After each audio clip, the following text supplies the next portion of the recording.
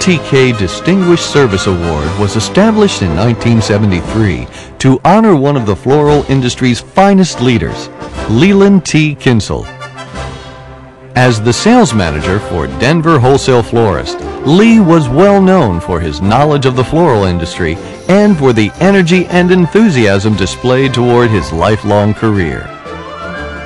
A tireless advocate for the floral industry, Lee supported WFSA in many capacities, including 3 terms as president from 1963 to 1966. During his tenure, Lee did a great deal to advance the association, as well as the entire wholesale floral industry. It is that spirit that we celebrate today. These 4 words are the cornerstones of the LTK Distinguished Service Award. Each recipient was chosen because they displayed these characteristics in a way that set them apart from their contemporaries. Those honored by this prestigious award have their names etched into a sterling silver perpetual tray that is kept at WFSA headquarters in Annapolis, Maryland.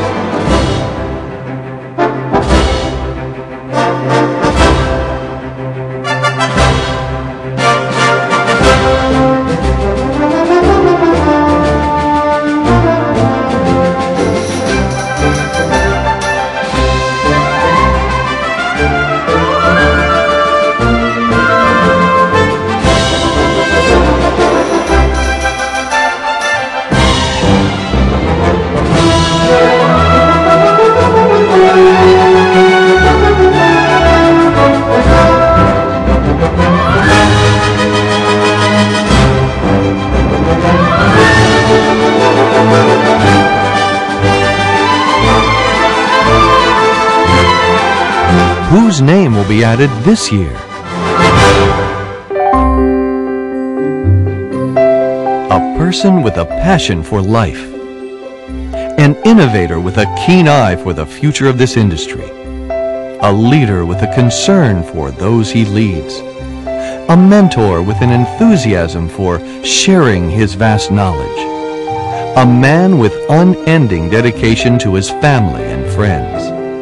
An individual with a great sense of humor. Dwight Larimer is all of those things and more. Dwight John Larimer was born in Rochester, New York in 1954. The 4th child of John and Molly Larimer, he was a bright and fun-loving boy. The years would pass quickly, but that smile never seemed to dim, and the childlike sense of wonder would never really leave him. He attended McQuaid High School, winning many honors along the way, including Knight of the Year. After graduating in 1972, Dwight enrolled in college, but soon decided to head off to Europe with his good friend John Kelly. Armed with comprehensive maps and foreign language dictionaries, the pair got as far as Cape Cod. The area appealed to Dwight, such that he decided to spend some time there, supporting himself as a fisherman, lobsterman, house painter, and bouncer, perhaps the friendliest bouncer in history. Eventually, Dwight decided to go back to college at the State University of New York at Albany. While working on his master's degree there, he did some consulting work for the W.J. Coe Company, which produces floral picks and specialty wood turnings. This company knew a good thing when they saw it, and eventually hired Dwight full-time in 1977. It didn't take long for Dwight to start climbing up that corporate ladder, becoming Vice President of Sales and Marketing in 1979. The floral industry brought him more than financial success. At a WFSA convention held in Seattle in 1981, Dwight met Miss Dawn Slocum. Becoming business acquaintances first, the pair soon developed a friendship, which soon blossomed into a full-blown romance. Business would soon interrupt the courtship when Dwight took a position in 1983 with Colorado Dye and Chemical, the forerunner of today's Design Master Color Tool Incorporated, and moved to Boulder, Colorado. But love would not be denied, and Dwight and Dawn were married in 1986. Of course, the ceremony had to be squeezed in between the Christmas open houses and the WFSA trade show. As important as business is to Dwight, it's common knowledge that if one works with a man, one immediately becomes his friend. And so it was at the NemoCan convention in 1987, at the end of his formal presentation, Dwight announced to all of his friends that he was about to become a father for the first time. He received a standing ovation and a baby boy named Garrett soon thereafter. In December of 1990, Dwight was to become president of Design Master Color Tool Incorporated on the same day that Dawn was giving birth to their second son, Nicholas. His priorities in the proper order, Dwight was there for the birth, before he rushed off to the lawyer's office to sign the papers that officially made him president. Over his almost 30 years in the floral industry, Dwight has become known as a man with an incredible eye for color, using that same eye that would wink at you while telling a new joke. Over time, Dwight has served on many committees and boards and received numerous prestigious awards: the AIFD Award of Merit, the FTD Award for Innovation, and the Paul Ecke Jr. Award for being an industry leader.